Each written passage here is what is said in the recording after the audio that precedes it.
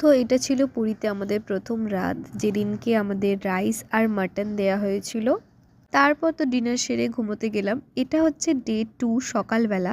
আমরা ছাদে গিয়েছিলাম চা খেতে, তখনই বাপি বলল যে পাশের ছাদে অনেকগুলো টিয়া পাখি আছে।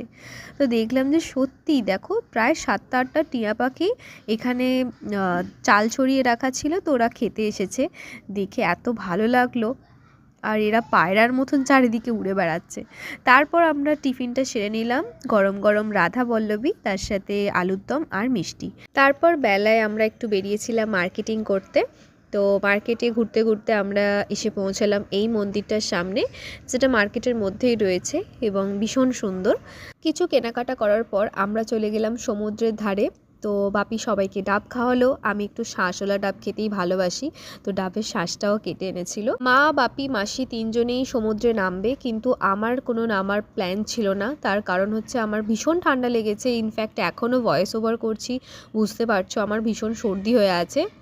আমি আর বোন দুজনেই তাই ডিসাইড করে এসেছিলাম যে এবারে আর সমুদ্রে নামবো না, নেক্সট টাইম দেখা যাবে।